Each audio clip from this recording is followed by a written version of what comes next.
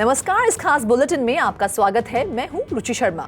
2022 का अंत बिटकॉइन के लिए लगभग जीरो वोलेटिलिटी लेकर आया है, जो लगभग $16,500 पर स्थिर रहा। ज्यादातर ऑल्ट कॉइन्स भी किसी सिग्निफिकेंट वोलेटिलिटी का उत्पादन करने में फेल रहे। इस बीच फेड मीट के मिनट्स के लिए मार्केट्स खुद को तैयार कर रहे हैं। मेजर डेटा या इवेंट्स की कमी और नए साल की छुट्टियां ट्रेड पार्टिसिपेशन को प्रतिबंधित कर सकती हैं। Global crypto market cap $795.5 billion है, जो पिछले दिन की तुलना में 0.11% अधिक है।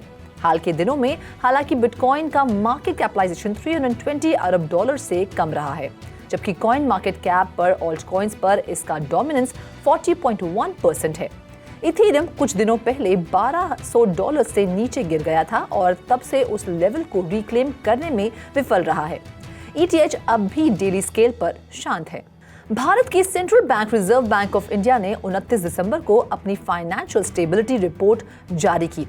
172 पेज की रिपोर्ट में क्रिप्टो एसेट्स, CBDCs और DeFi पर चर्चा शामिल है। RBI की रिपोर्ट में कहा गया है, नई टेक्नोलॉजी और बिजनेस मॉडल को सिस्टमिक लेवल तक ग्रो करने के बाद उन्हें रेगुलेट करना चुनौतीपूर्ण है। रिस्पॉन्सिबल इनोवेशन को बढ़ावा देने और क्रिप्टो इकोसिस्टम में फाइनेंशियल स्टेबिलिटी रिस्क को कम करने के लिए पॉलिसी मेकर्स के लिए अप्रोप्रिएट पॉलिसी अप्रोच तैयार करना महत्वपूर्ण है। भारतीय केंद्रीय बैंक ने इस कॉन्टेक्स्ट जारी रखा कि भारत की G20 प्रायोरिटीज में से एक ग्लोबल रेगुलेशंस के फ्रेमवर्क तैयार करना है, जिसमें अनबैक्ड क्रिप्टो एसेट्स, स्टेबल कॉइन्स और DeFi का प्रोहिबिशन शामिल है। सेंट्रल बैंक ने क्रिप्टो एसेट मार्केट में अशांति को ग्लोबल फाइनेंशियल स्टेबिलिटी को खतरे में डालने वाले प्रमुख जोखिमों में से एक के रूप में पहचाना है। RBI ने यह भी कहा कि crypto currency assets highly volatile हैं, इक्विटीज के साथ हाई कोरिलेशन है और इन्फ्लेशन बढ़ने के कारण नीचे फिसल गई है। Crypto currency asset manager Valkyrie investments ने इस हफ्ते घोषणा की कि वह ग्रेस्केल बिटकॉइन ट्रस्ट का स्पॉन्सर और मैनेजर बनना चाहता है। ग्रेस्केल के कंपेटिटर वल्केरी ने पहले 2021 में एक बिटकॉइन ट्रस्ट और एक bitcoin related exchange traded fund launch करने की घोषणा की थी। टेनेसी बेस्ड कंपनी ने दुनिया के सबसे बड़े बिटकॉइन फंड GBTC को स्पॉन्सर करने की अपनी योजना के तहत एक नए फंड वल्केरी अपॉर्चुनिस्टिक फंड LP के लॉन्च की भी घोषणा की है। कंपनी के अनुसार जो इसके अंडरलाइंग बिटकॉइन के वैल्यू पर GBTC की छूट का एडवांटेज उठाना चाहता है। वल्केरी ने अपने प्रपोजल में कहा कि वह रेगुलेटिंग फाइलिंग के माध्यम से इन्वेस्टर्स के लिए नेट एसेट वैल्यू पर GBTC रिडेम्पशन की सुविधा देना चाहता है। ये करंट 200 बेसिस पॉइंट्स के विपरीत फीस को 75 बेसिस पॉइंट तक कम करने और बिटकॉइन और कैश दोनों में रिडेम्पशन की पेशकश करने का भी प्रस्ताव करता है। 29 दिसंबर को US securities and exchange commission की फाइलिंग के अनुसार इन्वेस्टमेंट फर्म ब्लैक रॉक ने दिवालिया बिटकॉइन मैनेजर कोर्स साइंटिफिक को $17 मिलियन कमिट किया है, जो माइनर के सिक्योर्ड कन्वर्टेबल नोट्स होल्डर्स से $75 मिलियन के नए लोन के हिस्से के रूप में है।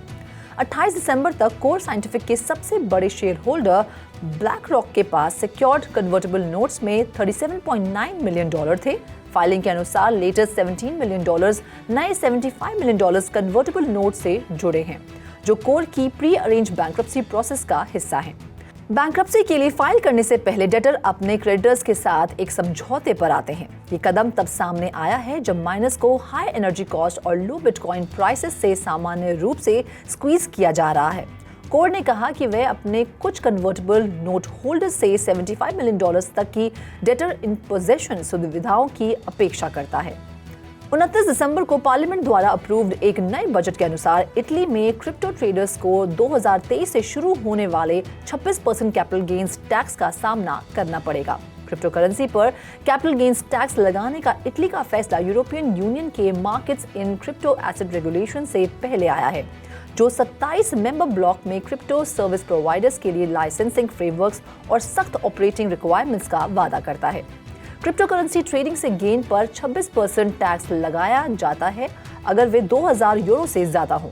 क्रिप्टो करेंसी प्रॉफिट्स घोषित करने के लिए एक प्रोत्साहन के रूप में नया बिल खरीद के समय एक्विजिशन की लागत के बजाय 1 जनवरी 2023 तक आयोजित एसेट्स के मूल्य पर 14% ऑल्टरनेटिव इनकम टैक्स लगाता है।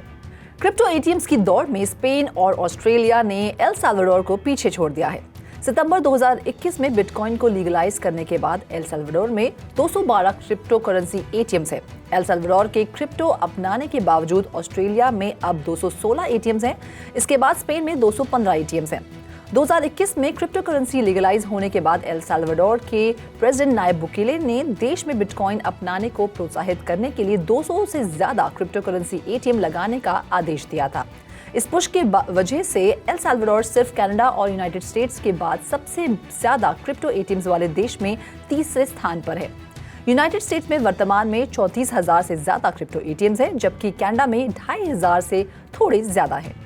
जापान की सबसे बड़ी प्रॉपर्टी और casualty insurance company Tokyo marine ने घोषणा की है कि वे मेटावर्स में इंश्योरेंस सर्विसेज प्रोवाइड करना शुरू करेंगे।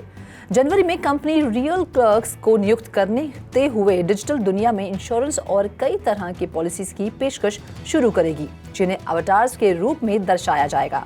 जो यूजर्स प्रोडक्ट्स में रुचि रखते हैं वे क्लर्क्स के साथ बातचीत करें और हर एक बारीकी के बारे में पूछताछ करने में सक्षम होंगे। साथ ही फॉर्म भेजने और कंप्लीट करने और यहां तक कि मेटावर्स में कॉन्ट्रैक्ट्स कंक्लूड करने में भी सक्षम होंगे। स्क्वायर एनिक्स ने ब्लॉकचेन बेस्ड गेम के डेवलपमेंट पर कोलैबोरेट करने के लिए मोबाइल गेम डेवलपर गमी के साथ एक एग्रीमेंट पर साइन किया है।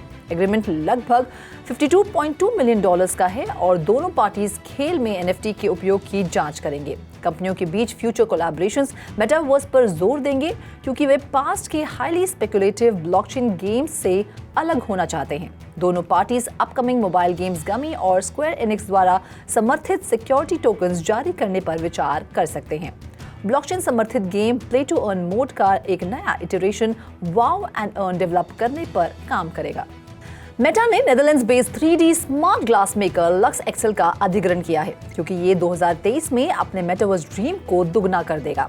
द वर्ज की रिपोर्ट के अनुसार लक्स एक्सेल प्रिस्क्रिप्शन लेंस के अंदर AR एक्सपीरियंस बनाने के लिए जरूरी एलिमेंट्स को इंटीग्रेट कर सकता है, जैसे कि होलोग्राफिक फिल्म और प्रोजेक्टर्स। हालांकि मेटा ने कंपनी के अधिग्रहण पर खर्च की गई राशि का खुलासा नहीं किया है।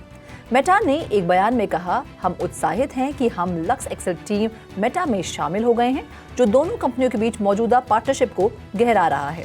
भारत की सबसे बड़ी ऑटोमेकर कंपनी मारुति सुजुकी ने अरीना वर्स को जारी करने की घोषणा की है। ये मारुति के अरीना शोरूम नेटवर्क के लिए एक मेटावर्स प्लेटफॉर्म है, जो यूजर्स को अपने फेवरेट मारुति सुजुकी व्हीकल्स के साथ एक इमर्सिव वर्चुअल एक्सपीरियंस में इमर्स करने की अनुमति देता है।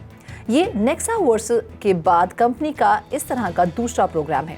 मारुति सुजुकी के अनुसार इस प्लेटफॉर्म का लॉन्च न्यू एज कंज्यूमर्स के लिए ज्यादा इंटरैक्टिव और इमर्सिव रिटेल एक्सपीरियंस प्रोवाइड करने की कंपनी की कमिटमेंट पर आधारित है। भविष्य में arena verse user sales representatives के साथ डिजिटल रूप में इंटरैक्ट करने और कार्स को उनकी स्पेसिफिक नीड्स के लिए कॉन्फ़िगर करने में सक्षम करेगा। इस खास बुलेटिन में फिलहाल इतना ही। आप देखते रहिए 3.0 TV।